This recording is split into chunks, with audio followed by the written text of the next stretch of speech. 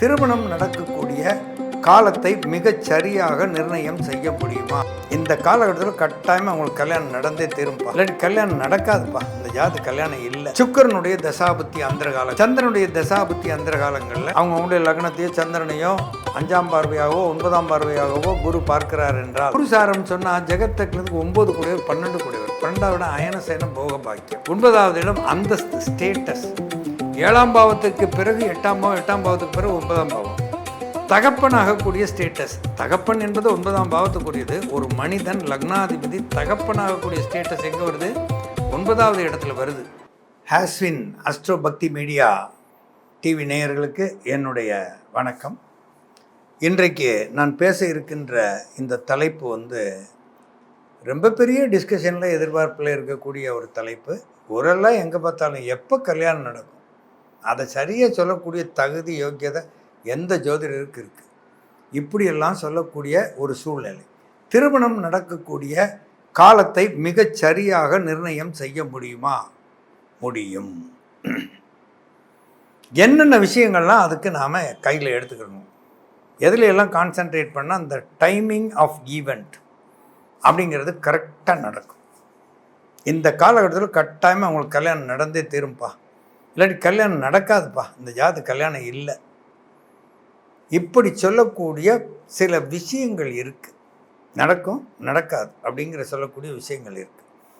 சுக்கரனுடைய தசாபுத்தி அந்தர காலங்களில் நடக்கும், சந்திரனுடைய தசாபுத்தி அந்தர காலங்களில் நடக்க வாய்ப்பு அதிகமாக இருக்கிறது. ஏன்னா சந்திரனுக்கு சிஷ்ய தோரணை இருக்குது, சுக்கிரனுக்கு அனுசரணை இணக்கமாக இசைவாக செல்கின்ற தோரணை இருக்குது, குணாதிசயம் இருக்குது. அப்போ இந்த காலகட்டத்திலெல்லாம் ஒரு பார்ட்னரோடு இணைந்து செயல்படக்கூடிய கால சூழ்நிலை வந்துவிட்டது. இந்த காலத்தில் இது நடக்க வாய்ப்பு இருக்கிறது. அப்போ சுக்கிரனுடைய தசாபுத்தி அந்தரம் இல்லாட்டி சந்திரனுடைய தசாபுத்தி அந்தரம், ரைட், இதை ஒரு ஓரமாக வச்சு. குரு என்றால் குரு பார்க்க கோடி நன்மை, பெரியோர்களால் பார்த்து நிச்சயிக்கப்பட்டு நடக்கக்கூடிய திருமணம். அப்போ குரு திசையினுடைய தசாபுத்தி அந்தரங்கள் இவை நடக்கும்போது ஒருவருக்கு திருமண வாய்ப்பு கைகூடி வருவதற்குரிய வாய்ப்பு இருக்குது. ஏன்னா சமூகத்தால் அங்கீகரிக்கப்பட்ட பெரிய ஆட்கள் போய் ஒரு விஷயத்தை, என்னுடைய பையனுக்கு பொண்ணு வேணும், என்னுடைய பொண்ணுக்கு மாப்பிள்ளை தேடிக்கிட்டு இருக்கோம் அப்படியெல்லாம் சொல்லி அந்த ஸ்டேட்டஸ், குருனாலே ஒரு ஸ்டேட்டஸ், அந்த ஸ்டேட்டத்துக்கு ஏற்ற மாதிரியான ஆட்கள் அந்த தொடர்பில் வந்துடுவாங்க. அந்த கல்யாணம் வேகமாக கைகூடிடும். இப்போ என்ன சொல்லியிருக்கோம்? கிட்டத்தட்ட 3 கிரகத்தை சொல்லிட்டோம். சுக்கிரனை சொல்லிட்டோம், சந்திரனை சொல்லிட்டோம், குருவை சொல்லிட்டோம். குருன்னா அந்தஸ்து ஸ்டேட்டஸ், குரு பார்க்க கோடி நன்மை. அவங்களுடைய லக்னத்தையோ சந்திரனையோ 5ஆம் பார்வையாகவோ 9ஆம் பார்வையாகவோ குரு பார்க்கிறார் என்றால் அந்த காலகட்டத்தில் திருமணம் நடப்பதற்குரிய வாய்ப்பு அதிகமாக இருக்கிறது. ரைட். இன்னும் கொஞ்சம் துருவம் போகணும். நம்ம சுக்கிரசாரம் சொன்னோம், சந்திரசாரம் சொன்னோம், அதே மாதிரி குரு சாரம் சொல்லலை. இன்னும் இப்போ குரு சாரத்தில் ஒரு கிரகம் இருக்கிறது. சுக்கிர சாரத்தில் குரு சாரம் சொன்னால் ஜெகத்தக்களுக்கு 9 கூடியவர் 12 கூடியவர், 12ஆவது இடம் அயனசேனம் போக பாக்கியம், 9ஆவது இடம் அந்தஸ்து ஸ்டேட்டஸ், 7ஆம் பாவத்துக்கு பிறகு 8ஆம் பாவம், 8ஆம் பாவத்துக்கு பிறகு 9ஆம் பாவம், தகப்பனாகக்கூடிய ஸ்டேட்டஸ். தகப்பன் என்பது 9ஆம் பாவத்துக்குரியது. ஒரு மனிதன் லக்னாதிபதி தகப்பனாகக்கூடிய ஸ்டேட்டஸ் எங்கே வருது? 9ஆவது இடத்துல வருது. அப்போது அந்த 9ஆவது பாவாதிபதி யார்? ஜெகத் லக்னத்துக்கு குரு. அதனால தான் குருவோட சாரத்தில் ஒரு கிரகம் இருந்தால் அவன் சீக்கிரமே தலைவனாக, குருவாக, தகப்பனாக ஆகும் வாய்ப்பு இருக்கிறது என்பது கருதி அந்த மாதிரி சூழ்நிலைகளில் திருமணம் ஃபிக்ஸ் ஆகி அது நடந்துடும். அப்போ குருவோட தசாபுத்தி அந்தரம் வந்தாலும் சரி, குருவோட சாரத்தில் இருந்து தசாபுத்தி அந்தரம் நடந்தாலும் சரி, இந்த குரு கோச்சாரத்தில் சந்திரனுக்கோ லக்னத்திற்கோ 5, 9ஆவது இடங்களுக்கு வந்தாலும் சரி, அந்த காலகட்டத்தில் திருமணம் நடக்க வாய்ப்பு இருக்கிறது. அது மாதிரியே சுக்கிரனுக்கும் பார்த்துக்கோங்க, சந்திரனுக்கும் பார்த்துக்கோங்க. சரி, இப்போது சாரகதியின் மூலமாக திருமணம் நடக்கும். ஒரு கிரகம் ஒரு குறிப்பிட்ட ராசியில் இருக்குது. அந்த ராசிக்கு வீடு கொடுத்தவர் யார்? அந்த வீடு கொடுத்தவர் எங்கே போய் இருக்கிறார்? வீடு கொடுத்தவர் குடும்பஸ்தானத்திற்கு வந்தாலோ, இப்போ ஒரு எங்கே வேணாலும் திசை நடத்தட்டும், ஒரு 10லேருந்து நடக்கு, 10ல் ஒரு கிரகம் திசை நடத்துது, வீடு கொடுத்தவர் 2ல் உட்கார்ந்தார்னா அவர் செய்கின்ற தொழில் மூலமாக அவருக்கு மிகுந்த தனவரவுடையவர், அப்போ கல்யாணம் பண்ணுறதுக்கு ஒரு தகுதி வந்துருச்சு. 2வது இடம் குடும்பஸ்தானம். அந்த குடும்பஸ்தானத்தை இண்டிகேட் பண்ணக்கூடிய இடம் 2வது இடம். அதாவது 2வது இடங்கிறது வந்து குடும்பத்தை உணர்த்தக்கூடிய இடம் 2வது இடம். அந்த 2வது இடத்துக்கு வந்து வீடு கொடுத்தவர் போயிருக்கிறார். அப்போ 10வது பாவம் 10வது பாவம் உதாரணத்துக்கு புதன் கன்னி வீடுன்னு வச்சுக்கிறோமே, தனுசில் இருக்கிறோம். 10ஆம் பாவம் கன்னி வீடு. அந்த இடத்துக்கு வீடு கொடுத்தவர் யார்? புதன். அந்த புதன் வந்து குடும்பஸ்தானத்தில் வந்து உட்காந்துட்டாரு, மகரத்துலேருந்து உட்காந்துட்டாருன்னா அந்த காலகட்டத்தில் கல்யாணம் நடக்கும். எங்கே? 10ஆம் இடத்துல அமர்ந்தவருடைய தசாபத்தி அந்தரங்களில் திருமணம் நடக்கும். ஏன்னா வீடு கொடுத்தவர் குடும்பஸ்தானத்துக்கு வந்துட்டார்ல. இதே மாதிரி வீடு கொடுத்தவர் 4 சுகஸ்தானம். 4வது இடம் உணவு, சுகஸ்தானம், சுகபோகங்களை அனுபவிக்கிறது, கார், வாகனம், வீடு இதெல்லாம் அமைகிறது. என்ன மாமனார் வீடுன்னு ஒன்று அமையும்ல. பெண்களுக்கு வந்து மாமனார் வீடு, மாமியார்னா புகுந்த வீடு அப்படிங்கிறது அமையுதுன்னா அப்போ 4வது இடம் அற்புதமான இடம் தானே. அவங்க காலகாலமாக வாழப்போகிற இடம் தானே. அதனால் வீடு கொடுத்த கிரகம் 4வது இடத்துக்கு போனால், வீடு கொடுத்த கிரகம் 7வது இடத்துக்கு போனால் காம கலத்திர ஸ்தானம். 8வது இடம் தாம்பத்திய ஸ்தானம். 8வது இடம் கணவனுடைய வீடு. கணவனுடைய வீட்டுக்கே நேரடியாக போயிட்டான். உங்களுக்கு ஒரு திசை நடக்குது, 2லேருந்து ஒரு திசை நடக்குது, 3லேருந்து ஒரு திசை நடக்குது. அந்த வீட்டுக்கு உடையவர் வந்து 8வது இடத்துல போய் உட்காந்துட்டா கட்டாயமாக திருமணம் நடந்துடும். இதெல்லாம் ப்ராக்டிக்கலாக அனுபவத்தில் இருக்கக்கூடிய ஒரு விஷயம். எல்லா ஜோதிடர்களும் இதை அனுசரிக்கணும். அனுசரித்தா ரொம்ப தெளிவாக இந்த டைமிங் எல்லாம் ஃபிக்ஸ் பண்ணலாம். இதெல்லாம் ஒன்றொன்னா ஒவ்வொரு பாயிண்ட்டாக எழுதிக்கிட்டே வரணும். முதல்ல நான் என்ன சொன்னேன்? அதாவது நல்ல கிரகமான குரு, சுக்கிரன், சந்திரன் இவர்களுடைய சாரகதிகளில் இல்லாட்டி இவங்களுடைய தசாபத்தி அந்தரங்களில் நடக்கும் அப்படின்னு சொன்னேன். அதுக்கப்புறம் வீடு கொடுத்தவங்க சொல்லிகிட்டு இருக்கேன். இப்போ வந்து சாரகதிகளும் இனிமேல் வரப்போகுது. அப்போது வீடு கொடுத்தவர் 7, 8க்கெல்லாம் போய் உட்கார்ந்தா அந்த காலகட்டத்தில் மேரேஜ் நடக்கும். ஒரு சிலர்லாம் கோணத்தில் போய் இருந்தால் தான் மேரேஜ் நடக்கும்னு சொல்கிறாங்க. அதெல்லாம் இல்லை. அதெல்லாம் சில திசைகளுக்கு மட்டும்தான் அப்படி. குரு திசை நடந்தால் தான் வீடு கொடுத்தவன் திரிகோணமான 5லேயோ 9லேயோ இருந்தால் அந்த காலகட்டத்தில் அந்தஸ்து ஸ்டேட்டஸ் கூடும். இன்னார் வீட்டு பொண்ணுக்கும் இன்னார் வீட்டு பையனுக்கும் கல்யாணம்னு ஒரு ஸ்டேட்டஸ், அந்த ஸ்டேட்டஸ்லேயே கல்யாணம் நடக்கும். அந்த மாதிரியெல்லாம் வரும். ரைட். அதுக்கு அடுத்து இந்த வீடு கொடுத்தவர் அப்படிங்கிறது 2, 4, 7, 8, 11. 11ன்னா அந்யோன்ய சிநேகிதம் ஆன லைஃப் ஸ்டைல் அப்போ அமையும். அப்போ அந்த காலத்தில் காதல் திருமணங்கள் கூட நடக்கலாம். அதே மாதிரி தான் 8ஆம் இடம் தாம்பத்தியம்னு சொல்கிறோம். அதே மாதிரி இப்போ இந்த live-in life style, live-in relationship இப்படி எல்லாம் போயிட்டுருக்கு. இதெல்லாம் கூட இந்த மாதிரியான திருமணங்கள்லாம் கூட நடக்கலாம். இப்போ சுபக்கிரகங்கள் சுக்கிரனை டச் பண்ணியாச்சு, குருவை டச் பண்ணியாச்சு, சந்திரன் டச் பண்ணியாச்சு. புதன் என்றாலே வந்து இளவரசன் அர்த்தம், இளவரசின்னு அர்த்தம். அப்போது இவங்களுடைய பேசிக் நேச்சரே வந்து அந்த யூத்ஃபுல் நேச்சர்.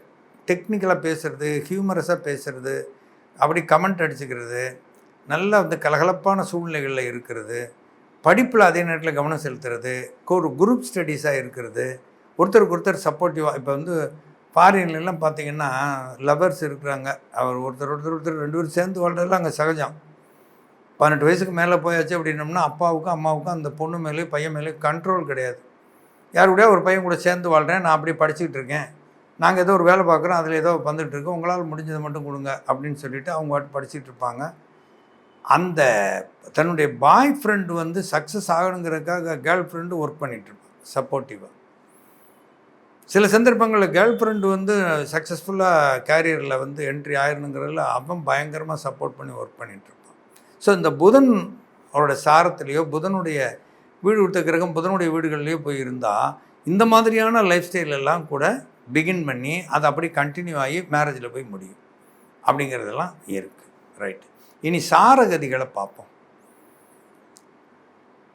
2 குடையவன் சாரம், 4 குடையவன் சாரம், 7, 8, 11 குடையவர் சாரத்தில் ஒரு கிரகம் தசாபுத்தி இருந்தால், தசாபுத்தி அல்லது அந்தரம் நடத்தினா அந்த காலகட்டத்தில் நிச்சயமாக திருமணம் நடக்கும்.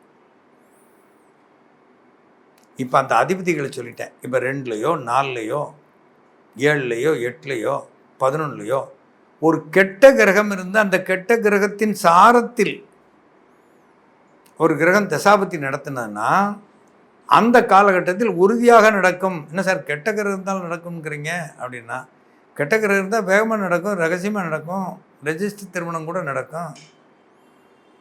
அதெல்லாம் நம்ம சொல்ல முடியாது. எல்லாருக்கும் வந்து 10 கோடி ரூபா செலவழித்து கல்யாணம் நடக்குமா? ஒரு சிலருக்கு 10,000 செலவழிச்சு கல்யாணம் நடக்கும், ஒரு சிலருக்கு 10 லட்சம் செலவழிச்சு கல்யாணம் நடக்கும். அதனால் நல்ல வசதியாக இருக்குமா, பெரிய இடமா எனக்கு கிடைக்குமா அப்படின்னு பெரிய இடத்த வச்சு என்ன செய்ய போகிற? எல்லாம் கேள்வியெல்லாம் கரெக்டு தான். பெரிய இடத்த வச்சு என்ன செய்ய போகிறேன்? ஒவ்வொரு சின்ன சின்ன விஷயமே அங்கே உனக்கு புதுமையாக இருக்கும். ஒரு பொண்ணு போய் பெரிய இடத்துல வாழ்க்கைப்படணும் அப்படின்னு நினைக்கலாம். ஒரு ஆண் போய் பெரிய இடத்துல நமக்கு பொண்ணு வரணும் அப்படின்னு நினச்சா அது ஒரு ஒரு சரியில்லாத ஒரு எக்ஸ்பெக்டேஷன். அது ஒரு சரியில்லாத ஒரு எக்ஸ்பெக்டேஷன். திருமணத்தின் மூலமாக வாய்ப்பை பெறுபவர்கள் யார் அப்படின்லாம் நிறைய பேர் கேள்வி வைப்பாங்க. எக்ஸ்பெக்டேஷனே தப்பு. இந்த 7வது பாவம் வலுவான பாவமாக இருந்தால் அந்த ஜாதகம் சரியாக வேலை செய்யுமா? லக்னாதிபதி சாதாரணமாகவும் 7 கூடியவன் வலுவாகவும் இருந்தால் அந்த ஜாதகம் வேலை செய்யுமா? எந்த காலத்துலையும் வேலை செய்யாது. எந்த காலத்துலையும் அவன் டெவலப் ஆகவே மாட்டான். அப்போது இது எப்படி இந்த அமைப்பு இருக்குது அப்படின்னா, இந்த சாரகதிகள் அப்படின்னு வரும்போது இந்த 2, 4, 7, 8, 11 11க்கு அதிபதிகளோட சாரத்தில் இருந்தால் ஒரு கல்யாணம் நடந்துடும். அதே மாதிரி 2, 4, 7, 8, 11 நின்றவர்கள் யாரோ அவர்களுடைய சாரத்தில், அவர்கள் கெட்டவர்களாக இருந்தாலும் பரவாயில்லை, அந்தந்த வழியில் கல்யாணம் நடக்கும் அப்படின்னு அர்த்தம். இந்த கல்யாணத்துக்கு முதல்ல அவங்கவுங்களுக்கு எப்போ கல்யாணம் நடந்தது அதை பார்த்தீங்கன்னா அதுவே தெளிவாக சுட்டி காண்பித்து விடும். எந்த தசாபத்தில் நடந்தது, எந்த அந்தரத்தில் நடந்தது, அவையெல்லாம் என்ன சாரகதிகள் இருந்தன, அப்போது இருந்த கோச்சார நிலைமை என்ன, வீடு கொடுத்த கிரகங்கள் என்னென்ன மாதிரியான பொசிஷனில் இருந்தது, இது இத்தனையும் கணக்கில் வந்துடும். பாவத்துப்படி கூட பார்க்க வேண்டிய சூழ்நிலை வந்துடும். ஒரு ஆளுக்கு சுக்கிர திசையில் கல்யாணம் நடக்குதுன்னு வச்சுக்கிறோம். சுக்கிரன் சிம்ம வீட்டில் இருக்கிறார். வீடு கொடுத்தவர் யார்? சூரியன். சூரியன் எங்கே போய் உட்காந்துட்டார்? 8ல் போய் உட்காந்துட்டார். தனுசு லக்னத்துக்கு 8ல் போய் உட்காந்துட்டார். ஆனால் பாவப்படி அவர் 7க்குடையவராக இருந்தார். 7ல் போய் பாவத்துப்படி அவர் 7ல் இருக்கிறார். அப்போ அந்த ஸ்தானம் 7வது ஸ்தானம் 8வது ஸ்தானம் ரெண்டுமே கிட்டத்தட்ட மேரேஜுக்கு உரிய ஸ்தானங்கள் தான். அப்போ சுக்கிர திசையில் திருமணம், சுக்கிர திசையில் திருமணம். சரி, புதன் அவர் விசாக நட்சத்திரத்தில் இருந்தார், குரு சாரத்தில் இருந்தார். குரு 7வது பாவத்தில் இருந்துச்சு. குரு 7வது பாவத்தில் இருந்துச்சு. அப்போது அந்த புதன் புத்தியில் நடந்துச்சு. சுக்கிர திசை புனர்வசு நட்சத்திரத்தில், விசாகங்கிற புனர்வசு நட்சத்திரத்தில் புதன் புனர்வசு நட்சத்திரத்தில் இருந்தார். அந்த குருவும் 7வது இடத்துல இருந்தார். அப்போ புதன் புத்தியில் நடந்துச்சு. சாரகதி புதன் புத்தியில் நடந்துச்சு. சரி, அந்த புதனில் என்ன மாதிரியான ஒரு அமைப்பில் நடந்தது? புதனில் என்ன மாதிரியான ஒரு அந்தரத்தில், அந்தர கணக்கு வரைக்கும். ஏன் தர கணக்கு வரைக்கும் சொல்கிறேன்னா, இப்படியெல்லாம் போட்டு பார்க்கணும். பார்க்கலைன்னா அந்த மேரேஜ் டயத்தை கரெக்டாக கண்டுபிடிக்க முடியாது. அப்போ புதன் புத்தியில் எந்த மாதிரியான அந்தரத்தில் அது நடந்தது? அது குரு அந்தரத்திலே இருந்தது. குரு சுயச்சாரம் பெற்றிருந்தார். புதனில் குரு அந்தரம், புதனில் முடிய போகும்போது அந்த குரு அந்தரம் அவர் சுயச்சாரம் பெற்றிருந்தார். அவர் 7ஆம் பாவத்திலே இருக்கிறார். ஆக இப்போ இந்த சாரகதிகளை அதிகமாக நாம் நம்பித்தான் ஆக வேண்டும். அப்போ கோச்சாரத்தில் எங்கே இருக்குது குரு? அது ரொம்ப முக்கியம். நிறைய பேர் இந்த கோச்சாரத்தில் பல திருமணங்களை நிறுத்திடுறாங்க. அது ரொம்ப மோசம், ரொம்ப தப்பான ஒரு விஷயம், ரொம்ப தப்பான விஷயம். குரு பார்க்க கோடி நன்மை கரெக்டு தான். உங்கள் பொண்ணு ஜாதகத்துக்கு குரு 5லேயோ 9லேயோ இருந்து பார்க்கலைன்னா கல்யாணமே பண்ணாதீங்கன்னு சொல்லிட்டு விட்டார் ஒரு பொண்ணுக்கு. அவங்களோட ராசியில் 5ல் இருக்கணும், 9 இருக்கு. இந்த 2 வருஷம் தான் ஆப்ஷன். 5 முடிஞ்சுன்னா 6, 7, 8 3 வருஷம் கழிச்சு தான் அப்புறம் கல்யாணம். பார்த்துக்கிட்டு இருக்கும்போதே பொண்ணுக்கு 24 வயசு. அந்த பொண்ணுக்கு 5வது இடத்துல குரு இருக்கும்போது, ராசிக்கு 5ல், விருச்சிக ராசின்னா மீனத்தில் குரு இருக்கும்போது, இப்போ கடகத்தில் குரு வந்துருச்சு. மீனத்தில் குரு இருக்கும்போது நடத்தலை. 9ல் வரும்போது செய்யணும், 7ல் வரும்போது பண்ணக்கூடாது, அது நிறைய தகராறு வருது, பார்த்துட்டோம் அனுபவத்தில். ஜோசியர்கள் இப்படியெல்லாம் சொல்லிட்டாங்க. 7ல் குரு வரும்போது தாராளமாக செய்யலாம். இல்லை வேண்டாம்னு சொல்கிறாங்களே எப்படி செய்கிறது அப்படின்னு சொல்லி கேட்கும்போது, யோ உங்கள் பொண்ணுக்கு எதையும் கற்றுக்கொள்ளக்கூடிய ஆர்வம் இருக்குது, 7வது இடத்துக்கு குரு வந்துட்டார், இப்போ வாழ்க்கையை கற்றுக்கிட போகிறா, கல்யாணம் பண்ணிக்கிட்டால் வாழ்க்கையை கற்றுக்கிட்டு ரொம்ப அருமையாக வாழ்வா, தைரியமாக பண்ணிக்கிட்டு ஒரு பிரச்சனையும் வராது. கல்யாணம் நடந்துருச்சு. 2-3 வருஷம் ஆச்சு, குழந்தை வந்துருச்சு, ஒன்றும் பிரச்சனை இல்லாமல் ஸ்மூத் செயலிங்காக போயிட்டுருக்கு. இப்போ சாரகதி அப்படிங்கிறது ரொம்ப ரொம்ப முக்கியம். மேரேஜை பொறுத்தவரை சாரகதி ரொம்ப முக்கியம். நவாம்சத்தில் 7 குடையவர் சென்று நடந்த நவாம்சம் இல்லாட்டி 7 குடையவர் சென்றிருந்த சுக்கிர நவாம்சம், இந்த இடத்துக்கு குரு வரும்போது கல்யாணம் நடக்கும். இப்படிலாம் ஒவ்வொருத்தருக்கும் ஆளாளுக்கு ஒவ்வொருத்தரும் ஒவ்வொரு விஷயத்தை சொல்லுவாங்க. இண்டிகேட்டர் யார், அது ரொம்ப முக்கியம். எந்த இடத்துலேருந்து இண்டிகேட் பண்ணுது, அது ரொம்ப முக்கியம். அப்போ 2ஆம் இடம், 4ஆம் இடம், 7ஆம் இடம், 8ஆம் இடம், 11ஆவது இடத்துல கிரகங்களே இல்லாதவன் என்ன செய்வான்? இப்போ ஒரு பெரிய திசை நடக்குது, 6 கூடையவன் திசை நடக்குது. அவர் 18 ஆண்டு காலம் 6ல் இருந்து ராகு திசை நடத்துகிறார். அந்த 18 வருஷம் அவனுக்கு கல்யாணம் இல்லாமல் போயிருமா? அந்த 6வது இடத்துல சிம்ம லக்னத்திற்கு 7ஆம் இடத்துக்கு அதிபதியான சனி சாரமோ சுகாதிபதியான செவ்வாய் சாரத்திலோ இல்லை. ராகு 12 கூடிய சந்திரன் சாரத்தில் இருக்கிறார். ராகு 12 கூடிய சந்திரன் சாரத்தில் இருக்கிறார். எப்படி கல்யாணம் நடக்கும்? நடக்காதுன்ட்டான் எல்லாரும். சரி, அந்த 12 கூடிய சந்திரன் எங்கே இருக்கிறாரு? அவர் உத்திர நட்சத்திரம் கன்னி வீட்டில் இருக்கிறார். இவருக்கு மகம் 1 இல்லை 2லையோ லக்னம்.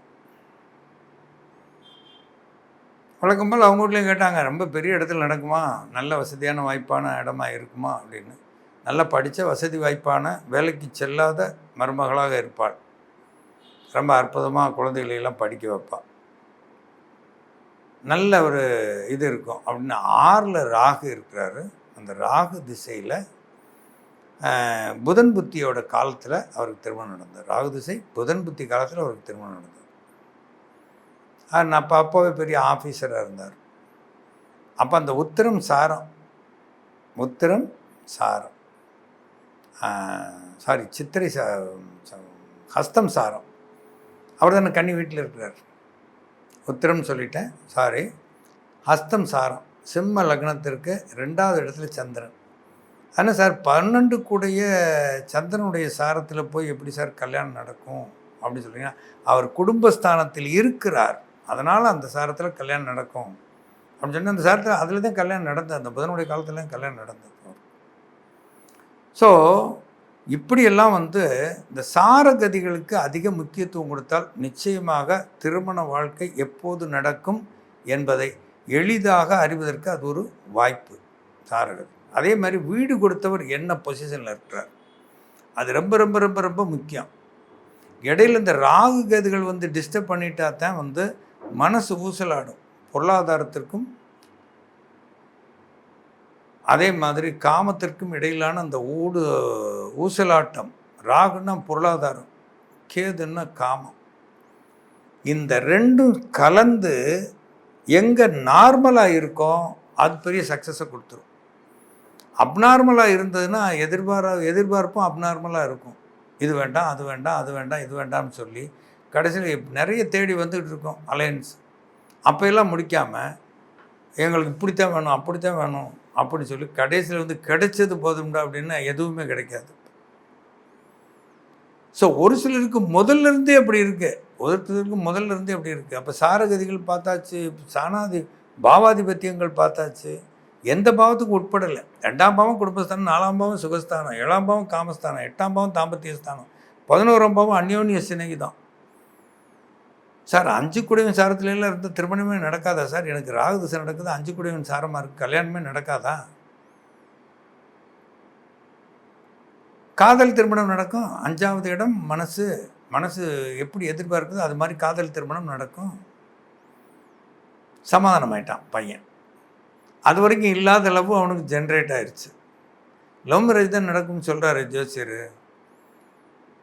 அப்போ அவனுக்கு ஒரு இனம் புரியாத ஒரு சந்தோஷம். அதேமாதிரி கொஞ்சம் ஹியூமரான ஆள், எல்லாருடையும் கலகலன்னு பேச ஆரம்பித்தான். எங்கேயோ ஒரு ஒரு ஃப்ரெண்ட்ஸ் எல்லாம் சேர்ந்து யார் இது நல்லா இருக்கா அது நல்லா இருக்கும் உனக்கு அதுக்கும் பொருத்தமாக இருக்குது இப்படிலாம் சொல்லி ஒரு மாதிரி ஏற்றி விட்டு இந்த கல்யாணத்தை பண்ணி வச்சுட்டாங்க. அவனுங்களாம் கல்யாணம் நடக்குமா நடக்காதுன்னு தெரியல. 34 வயசில் நடந்தது அந்த கல்யாணம். ஃப்ரெண்ட்ஸுக்கெல்லாம் 27, 26, 25, 28 இப்படிலாம் நடந்துருச்சு. அவனுக்கு 34 வயசு வரைக்கும் ஆனப்போ கல்யாணம் நடக்கலை. அப்போ அவங்க ஆஃபீஸுக்கு போக வர மற்ற ஃப்ரெண்ட்ஸ் அவங்களாம் வந்து ஒரு மாதிரி அவனை சமாதானம் பண்ணி அவனுக்கும் அந்த உணர்வு ஏற்பட்டு ராகுதசை அதான் 5 கூட 5ல் இருக்கிறாரு. அவர் வந்து ஒரு சரியில்லை, சாரகதிகள் சரியில்லை. 5வது இடத்துல இருக்க சுயச்சாரம் பெற்றிருக்கிறார். மிதுன லக்னத்துக்கு 5வது இடம் சுயச்சாரம். ஆனால் எப்படியோ அவருக்கு ஒரு வசீகரமாகி அவருடைய அழகு அறிவு எல்லாத்துக்கும் ஏற்ற மாதிரி ஒரு பொண்ணு வந்து கரெக்டாக அமைஞ்சா கல்யாணம் நடந்துருச்சு. அதனால் சாரம் எப்படி பார்க்க வேண்டும், அப்போ எப்படிப்பட்ட மேரேஜ் நடக்குங்கிறத எப்படி சஜஸ்ட் பண்ணுறது. ஒரு ஆர்த்தடாக்ஸான ஃபேமிலி, சிஸ்டமேட்டிக்கான ஃபேமிலி, ஒரு மாதிரி வந்து அவங்களுடைய இனத்தில் மட்டும்தான் செய்வாங்க, இப்படி பண்ணுவாங்க அப்படி பண்ணுவாங்க. இவங்ககிட்ட போய் லவ் மேரேஜ் தான் நடக்கும் பையனுக்கு, நீ அப்படி தான் பண்ணணும் அப்படின்னு சொல்லி நம்ம மாட்டுக்கு எதையாவது ஒன்று சொன்னோம்னா அந்த குடும்பம் காலதாமதமாகி அந்த திருமணம் காலதாமதமாகி கடைசியில் நடக்காமல் கூட போயிடலாம். இப்படி பலருக்கு இருக்குது. காஸ்ட் ரெஸ்ட்ரிக்ஷன், குவாலிட்டி ரெஸ்ட்ரிக்ஷன், படிப்பு ஒரு ரெஸ்ட்ரிக்ஷன், உயரம் ஒரு ரெஸ்ட்ரிக்ஷன், அழகு ஒரு ரெஸ்ட்ரிக்ஷன், நிறம் ஒரு ரெஸ்ட்ரிக்ஷன், இப்படி ஏகப்பட்ட ரெஸ்ட்ரிக்ஷன் இருக்குது. எல்லாத்த காட்டிலும் பொருளாதாரங்கிறது மிகப்பெரிய ரெஸ்ட்ரிக்ஷன், அந்த குறுக்கீடுகள். அப்போ ஒரே நேரத்தில் சப்த கிரகங்களும் ராகு கேதுவும் லக்னமும் சரியாக அமைஞ்சு எல்லோரும் கேந்திராதிபதி கோணாதிபதி எல்லோரும் சேர்ந்து எல்லாம் நல்ல இடத்துல இருக்குது. ஆனாலும் அந்த திருமணம் நடக்கலை. ஆனால் இந்த காலகட்டத்தில் தான் அதை எப்படி நடத்த வேண்டும் அப்படிங்கிறத ஜோதிடர் தீர்மானிக்க தெரியணும். சாரகதியெல்லாம் இருக்குது, ஆனால் அந்த சாரகதி இருந்தும் அந்த சாரத்தின்படி போய் என்ன மாதிரியான திருமண விவரங்கள் நடக்கிறதுக்கு வாய்ப்பு இருக்குது, அதை தவற விட்டு விடாதீர்கள் என்பதை இன்சிஸ்ட் பண்ணி சொல்லி அதன் வழியாக பரிகாரங்களை செய்து கொடுத்தால் கட்டாயமாக அந்த திருமணம் நடந்தே தீரும். ஆக பாவாத் பாவம், பாவத்துக்கு பாவம், அவர் ஒரு பாவாதிபதி, அவர் போய் எந்த பாவத்தில் இருக்கிறார் அந்த மாதிரியான ஒரு கணக்கு, சார கணக்கு, நட்சத்திர சார கணக்கு, அந்த நட்சத்திராதிபதி எந்த பாவத்திற்குரியவர் அதை பார்த்து நம்ம வந்து இந்த திருமணங்களை எளிதாக நடத்தி வைக்க முடியும். எளிதாக திருமணம் வாழ்க்கை கைகூடும். வாழ்த்துக்கள்.